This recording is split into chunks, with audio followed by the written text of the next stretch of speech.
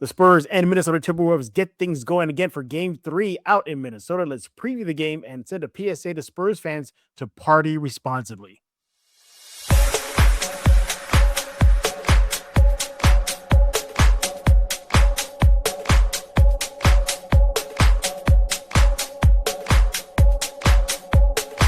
Welcome back to Spurs in Focus right here on YouTube, iTunes, Spotify, Pocket Cast, Amazon Podcast. The list goes on and on. Go subscribe right now. No reason for you to not find Spurs in Focus and do what you got to do. That is subscribe, as well as subscribe to the Spurs in Focus Substack. Just Google Spurs in Focus Substack and you're in. Hit subscribe, completely free. You'll be part of the crew. And as always, thank you again for coming here to Spurs in Focus, your first and only spot for all things San Antonio Spurs. And my name is Jeff Garcia, a longtime Spurs writer in San Antonio. First of all, apologies for audio only today. Our guest had some technical issues. Unfortunately, video was not an option. So I said, I'll join you and I'll do an audio show with you. But nevertheless, we're here.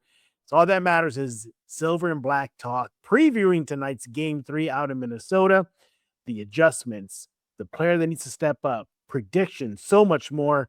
And Spurs fans, I know it's a fun time every time the Spurs win, but you got to act responsibly. More on that in just a few minutes. It's going to bring in our guest, Mr. Rudy Campos of The Sports Answer. He is on X at The Sports Answer. He always parties responsibly, although he's the legend for doing an entire gallon of vodka in one sitting, and he chugged it. Good job. Well, thank you. It wasn't vodka, it was actually tequila. That's my fifth of choice. So, but yeah, you gotta party responsible, but nonetheless, I apologize to the fans out there who love seeing my ugly, smug face on video, but I'm in the midst of a power outage right now, so I can only do audio right now, man. Not a problem. I'll just to be in solidarity with Rudy, I said, you know what? If you're gonna do audio, I'll do audio with you. Not a problem, buddy. We'll do it like that. But hey, we got some cool news about the Sports Answer for today's show. Yeah. And so much more. We'll get into that in just a few minutes. Rudy's outside, and if you're in Texas right now, for some freaking reason, it's a little chilly. So we want to get him inside ASAP. Yeah, chilly, cold weather in Texas in May usually doesn't go together, but this time it does. All right, Rudy, let's go ahead and dive into it here. Spurs-Wolves get things going again tonight in Minnesota for Game 3. Another late night game, everybody. 8:30 start here in Texas, so be ready to stay up late. Good thing it's a Friday night. Nobody's going to work the next day, so there's that. But nevertheless, first game on the road, semifinals. Rudy, your overall thoughts before we get into our adjustments. Overall thought process is everybody knows how Game 3 is important. Obviously, the percentages work on the favor of the team that wins Game 3. Absolutely. I don't really buy it so much, kind of like we talked about on our post-game react. Game 3 is important, but I feel like if the Spurs can get either one of these games, then obviously Game 5 is the game that, turns the tide. But as far as Game 3 goes, I mean, yes, it is an important game.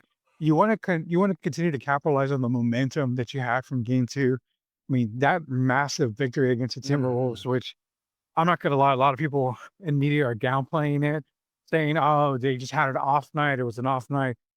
No, I mean, again, if you look at all the stats, everything was close. So both teams were close with the exception of fast break points and a couple of other categories. I mean, the Spurs just beat Minnesota. So, one thing you got to keep in mind too is that the Spurs got to continue to play that physical defense. They got to be able to get into Ant's face, make it tough for him. He's not 100%. So again, I love the way Mitch Johnson was picking up Ant at half court. He was also double teaming Ant as well. So that looked like it worked. Minnesota did not have an answer for that. And then since they didn't have an answer for it, guess what? Continue to do it. There's no more Ayo Dosunmu. He's going to be out, I'm sure, for tonight's game. So yeah, Minnesota's hurting right now. And you got to keep your foot on the gas and just keep on chugging. It's a good point there. Before we continue, just a quick injury report for the Spurs. Good to go. Nobody was on the IR report. Spurs are coming in at full guns blazing here.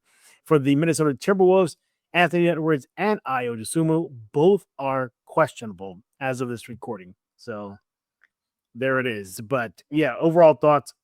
Look, the Spurs, as the kids say, put the belt to the ass in Game 2. They did. They just wrecked Minnesota. Now, One thing I did observe though was Minnesota didn't act like the sky was falling after the game. They were pretty calm, cool, collected, and I guess that is the right approach after you just got a beat down in game two. But I'm expecting them to have a nice bounce back game. They got their home crowd behind them. More on that later. They are looking like they want to take the lead in this series. And brings me to my observation for tonight's game is, hey, I think this is a must win for Minnesota. First of all, they still have home court advantage. They stole that, so they got it. If you lose it, you give that advantage back to San Antonio. Second of all, you would have lost to the Spurs twice in a row, giving San Antonio more fuel to think like, hey, we can handle this Minnesota team. This Minnesota team has gone to the conference finals back to back years. So I think that's the last thing this Minnesota team wants to do. The, the Spurs are in control. In my opinion, the Spurs are in control of the series. All the pressure is on Minnesota tonight to get the win on their home court. Rudy, I look at this game three, and I think it's almost. What do you think? Do you think it's more crucial for the Wolves to win or for the Spurs to win? You know, I I'm listening to you right now, and I should understand the Minnesota part, but I'm gonna kind of turn it around. I think this is a crucial win for the Spurs to get in game three. Reason being is because again, you barely lost game one by 2 points because Victor and De'Aaron Fox had off nights. That's the reason why you lost. You came out and you smacked Minnesota. I think the Spurs need to continue that momentum. Game three for Mhm. me is important to San Antonio because again, if you go down 2-1 to Minnesota in Minnesota, you have game four coming up. Still over in Minnesota. So that kind of fuels Minnesota into Mhm. thinking they can get game four, making it a 3-1 series coming back to San Antonio. This is the thing for the Spurs. They've got to continue. So I'm going to go the opposite and say this is a must win for San Antonio in game three. Interesting. Yeah. Keep the Mhm. momentum going. Keep that, like I said, keep the momentum, keep the defense going for San Antonio. If they can get this win, not only will they take command of the series, I think they deflate any opportunity and they will burst Minnesota's bubble quicker Mhm. than we can even imagine. Yeah, absolutely. And not to say they may not have done that already after the lopsided win the Spurs got in game two. What was it, 133 to 95? I mean, just it was just Yeah. We destruction from the jump, basically. But we don't know. Uh, Like that's the thing is we don't know if it was, yes, we know it was a lopsided victory, Jeff, but we don't know how bad it mentally hurt Minnesota. Maybe it mhm. didn't hurt them as bad. I mean, Yeah. like I said, Well, they were definitely acting like it didn't. yeah, because they Yeah. already went into San Antonio and got one game. That's all they needed to do was get one game. Mhm. Yeah, and they Well, definitely did that in game one. Narrowly beat the Spurs. Spurs should have won that game. Really, in my opinion, this should be 2-0 right now. Spurs favor, not 1-1 split. We're easy. talking with Rudy Cop. We're talking with Rudy Campos of the Sports Answer. He is on X at the Sports Answer. More on that later. Rudy, let's go ahead and dive into it now. Let's look at game three more in depth here. And let's start off with our game three adjustments.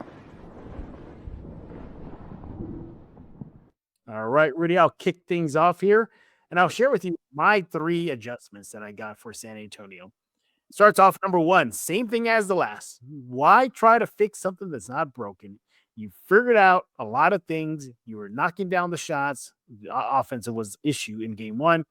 You got contributions from your two stars from the beginning with Wimby and Fox. Fox who actually made an appearance and he did played very well in game two. Overall, you don't want to fix something that's not broken. Just continue that same mentality you did in game two, carry that over to game three. Key number two for me is watch out, Castle, for those fouls. Castle continues to show foul trouble against the Wolves.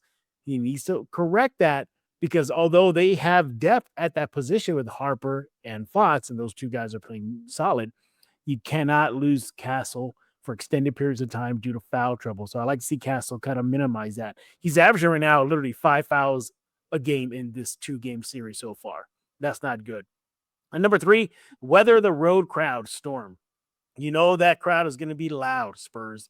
You know that crowd is going to be booing and hissing and on their feet. They're going to be cheering for the Wolves. You need to weather the storm. There's a storm coming, as Catwoman said in The Dark Knight Rises. There's a storm brewing, Mr. Wayne. Yeah, same thing here. There's a storm brewing, Spurs, and it's in Minnesota. Those are my game three adjustments. Your reaction, and what are your adjustments? Yeah, I mean, obviously, don't fix what's not broken. That's a very good one. Again, the Spurs basically did in game one. They did it again in game two. They led every statistical Mhm. category pretty much. So do not fix it. Whatever they're doing is right. You just had a bad game between Victor and Fox. That's the reason why game one went to Minnesota. Something we kind of harp on for the last couple of games. He's a very important, vital piece of this Mhm. first team. He needs to be on the court at all times. 5 fouls a game. I mean, and That's what he's we averaging. get a lot of them in the first half as well. So Mhm. you got to keep him on the court. He's got to be able to stay on the court and, basically make a huge difference for that team. The other one that you mentioned with the weather storm, kind of similar to what I wanted to get into because Mhm. that that crowd's going to be ruckus, man. You think San Antonio's crowd's ruckus, especially when they do the Fiesta themed shirts? Yep. Minnesota's going to be just as crazy. So I like those three. Let me add a couple more here for you. First things first, they've got to, okay, the way I'm going to put it is like this. They have to expect the bad calls and do Mhm. not get riled up over them. Minnesota, you're going into Minnesota. They're going to get more favorable calls than San Antonio. Let's be honest. It's a home court advantage type thing. Those bad calls, you do not want to get those calls and let it rattle your head. Don't let them rattle the momentum. Expect to get a few bad calls. It's going to be a hostile environment. The refs are going to probably lean a certain way. So don't Mhm. play into the refs. Just continue to play your game. Last thing Yeah. is you've got to continue to get that bench. That bench Mhm. came alive in the last game with Dylan Harper, Kelvin Johnson. These guys, Luke Cornett played 13 minutes, 5 more minutes than what he did the first game. The bench has to continue to out-duel Minnesota's bench. It makes a Mhm. huge difference when our bench basically outscores and outplays Minnesota's bench. Those are my 2 additional adjustments there. If they do all these, Jeff, there's no reason why the Spurs don't walk away with at least another double-digit win. Absolutely. All right. We're not done previewing tonight's game three, Spurs Wolves. When we get back, we're going to get into which player we need to see step up, give our predictions, and so much more, including we're going to hear from Steph Castle right after the break.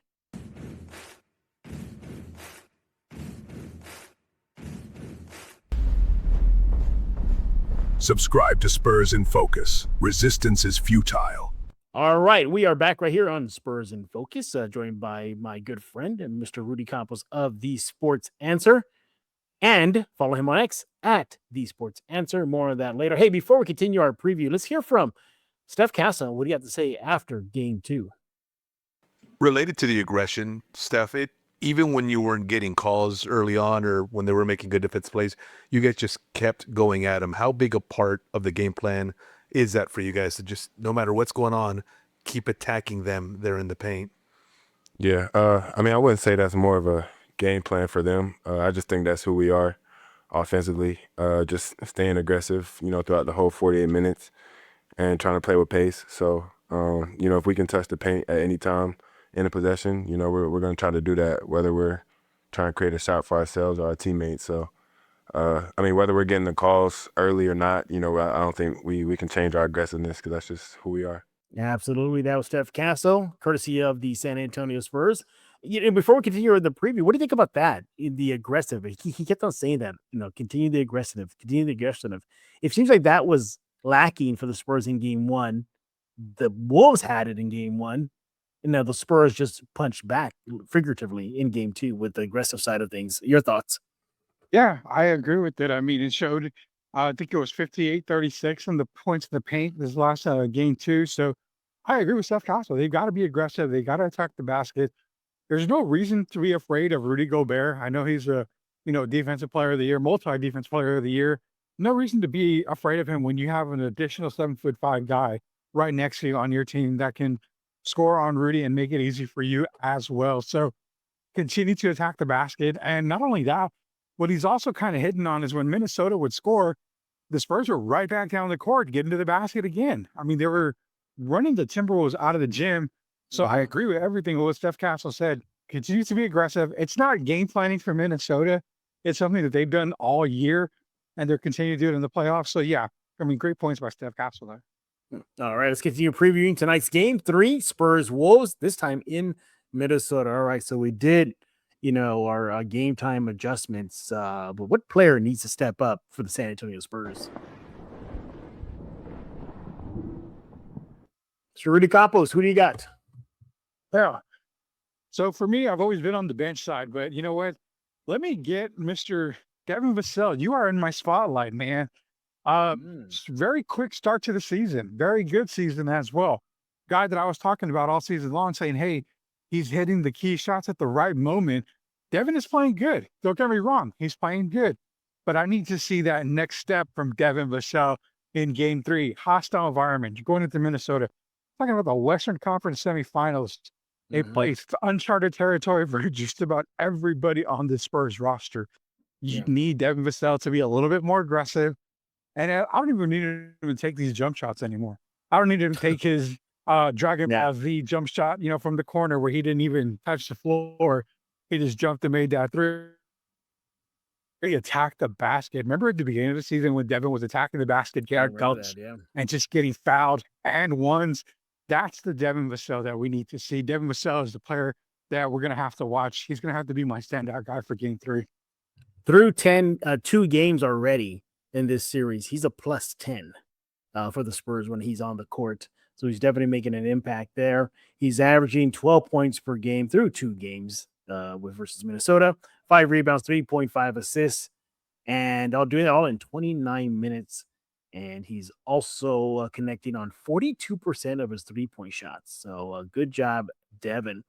Overall, that is a good pick. He could be another lethal weapon. We forget about him offensively and defensively, but why more so offensively? Because there's Wemby and Fox and Castle and list goes on and on. But he can be definitely an issue for any team, not just the Minnesota Timberwolves. He can create his own shot. He can attack the basket, as you mentioned. Yeah. Exactly. So, but he's doing good in the series versus Minnesota. Hopefully, he'll step up his game even to the next level in game 3. Because man, talk about putting a slight chokehold on the series. If the Spurs can get that home court advantage back, get a 2-1 edge after tonight, that'll be huge. All right, I'm gonna stick with this guy because I still need him to show me something, and that is De'Aaron Fox. I got to see him step up more. What's with the De'Aaron Fox hate, Jeff? Come on. Yeah, here we go. All right, here we go. No, look, he did well in game 2. He had 16 points, 2 assists, and 2 steals. He was a plus 24. You cannot argue with that. All right, that is phenomenal work. But I need to see him going upwards near 20 points for game 3. I need him to continue to be attacking. He doesn't need to score 20 points. They have balanced scoring. We know offense is not an issue for the Spurs throughout the regular season, during the Portland series. But if I could just get him going just a little bit more offensively, put more pressure on the Minnesota defense, get those guys in foul trouble, let Wemby just deal with the defensive end. I would love to see that. I would love to Wemby just to, have a night where he is just, we saw in game 1, and I'd love to see that again in game 3 where he's just a defensive beast. Because the Spurs have weapons offensively. They don't have to be named Wembayama. They don't have that many weapons on the defense side. They have just one big anchor, and that is the French guy. But De'Aaron Fox, I need him to step up a little bit more in game 3. I'd love to see him be the leading scorer tonight out in Minnesota. All right, Rudy, it is time to get into our predictions. It is hostile territory. Minnesota, Spurs, Wolves. First game in their gym. Rudy, what is your prediction tonight? Our prediction of 117, 110. San Antonio Spurs come out on top. Block closer game for game 2. But I do expect the Spurs to come out on top with this victory, 117 to 110. Game that I looked forward to is I continue to see them playing hard-nosed defense. I continue to see them trap Anthony Edwards. Really rattled him last time. I do expect a guy like Naz Reid or Jaden McDaniels to have a pretty big game because they're going to be double teaming hands. But I do see the Spurs coming out on top. You said De'Aaron Fox was you wanted to be a leading scorer. He's going to be one of the leading scorers but there's a one guy in particular that's going to lead this group. As we've heard, through Star Wars and stuff, Jeff, a young one will emerge as being the leader of this group, and that is one Dylan Harper. So I expect him to have a pretty massive game tonight against Minnesota. Nice. 117-110. Give me the Spurs. I'm gonna go with the Spurs in a close game. I think it's gonna be very reminiscent of Game 1. Not to say that the Spurs are dropping the ball as we saw in Game 1, but I think it's just gonna be that ultra competitive. It's gonna I feel it like it's gonna be down to that final 2 minutes. That's gonna decide the game. It's gonna be close. It's gonna be a game of runs. It's gonna be games of massive runs for both sides. It's gonna be a nail biter. I'm predicting a good nail biter, but I think the Spurs are gonna win by 3 or 4 points at the final buzzer and take that commanding 2-1 lead. All right. We gave you our preview of tonight's Game 3, Spurs-Wolves. We need to hear from you. Let Rudy know what you think about his overall thoughts, the game prediction, standout, well, player to watch, I should say, and key adjustments. And the same thing for me. Did I miss any key adjustments that you like to see the Spurs make from Game 2 to 3? Let me know on X at Jeff G Spurs Zone. You're watching on YouTube. You can see it on your screen right now. Hey, Rudy, before we go, quick PSA to Spurs fans. I get it. Spurs in the playoffs. It's been a long time. All that bottled up energy and fanaticism and all that stuff is coming out right now with every playoff win. Spurs fans, y'all are hitting the streets from Commerce Street downtown to Southwest Military Drive on the city's south side and all parts in between. Good for you. Keep on doing that, honking your car horns, have fun. But, Rudy, we're starting to see some not so good things from Spurs fans that we did not see during the Spurs golden years when fans would celebrate, but they would celebrate responsibly. I'm pretty sure there were a few knuckleheads back then too. Yeah. But in this situation, it seems to be escalating. There's video of SAPD in an armored Humvee with, it looks like paintball guns, and I'm assuming there's probably like pepper spray in there or pepper balls. Like they just pop and disperse the crowd. That was on Southwest Military Drive. There was a heavy presence downtown of cop cars everywhere. There's video of that. And then there was another video of fans just getting really, really testy with the cops, pushing and shoving until one guy got thrown to the ground by the cops because he was really getting in their face. Rudy, we need to see Spurs fans relax. So if y'all can please do that for myself and for Rudy Campos, the whole crew here at Spurs In Focus. Party, have fun. Yes, nobody's telling you not to do that, but don't be a knucklehead, all right? Yeah, Just you don't want to celebrate and don't be the wrong end of a viral clip. And don't do that. I know, I get it, Rudy.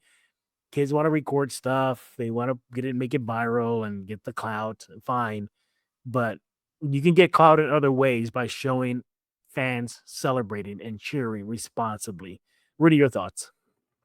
Absolutely, man. When we've won our past titles, national media has always praised San Antonio as being a team and a city that celebrates the right way.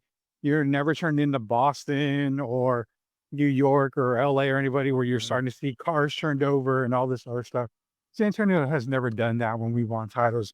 There's no reason to even start doing that. I get it. Like you said, we're in the age of social media where I want to do something extreme. Why? Because I get that 2 million views, and guess what? I get a paycheck because we did something extreme. It's not worth going to jail. And at the same time, it's not worth possibly losing your life over some of the stuff that could happen. So please, San Antonio, be responsible. Prove to everybody worldwide why San Antonio is such a great city, especially when we are a championship city. We celebrate the right way. We don't do anything wrong. We are brothers and sisters. We always go into the street.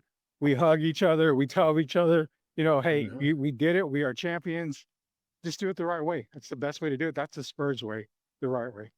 Yeah, absolutely. There was no need to literally, I don't know if you saw this, everybody listening in right now, and Rudy, there were some fans that poured gasoline on Commerce Street and they lit it on fire. Literally, and there was literally a fire just erupted in the middle of downtown. No need for that. No need for again. I'm not saying that back in the Tim Duncan era when they were winning championship, there was not knuckleheads too. Yes, they were. All right. But we didn't see streets getting lit on fire. We didn't see fans getting into all face-to-face like hostile confrontation with the cops, and so on and so forth. So just chill out, relax, have fun, or better yet, how about this? How about we wait to see if the Spurs win the title, then go do that. Well, no, don't go lit streets on fire. But don't go flee. Don't know. I don't mean go flipping the car. I mean just go out and celebrate, because that's how they did it back in the day. Spurs fans during the Tim Duncan golden era when they were racking up titles, it wasn't a honking car horns after every single playoff win. It was not until they won the title that it happened. So, and I said, I get it. Y'all want to go out and let loose. Fine, but don't give the police enforcement that's on scene a reason to lock you up. Don't give them a reason to, and just chill out and have fun. Yes, share your videos, share people celebrating, and I saw good things, from local bakeries handing out free sweetbread to fans on Commerce Street. I saw families with their kids waving the flag. That's great. Do all that, but don't be a dummy. All right, just chill out, relax. You're better than that, Spurs fans. So should the Spurs win tonight, I know it's a Friday night, you don't have to go work, but there's no reason for y'all to go crazy. All right, just keep it cool, keep it classy, keep it chill, just like the Spurs do on that court. He is Mr. Rudy Campos with the Sports Answer, but today I'm going to be the Sports Answer, not Rudy Campos. Rudy, tell everybody what's going on. Yeah, so the Sports Answer, the Friday Drive is now our big show. So it's myself and Derek Irvin.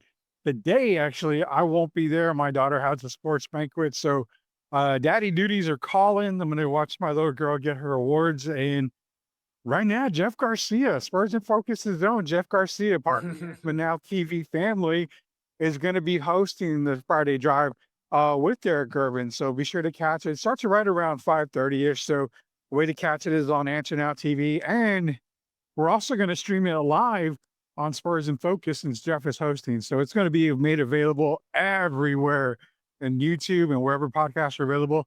You're going to be able to see it on X and everything. So be sure to check it out. It's the Sports Answer, the Friday Drive, today with Jeff Garcia and Derek Irvin.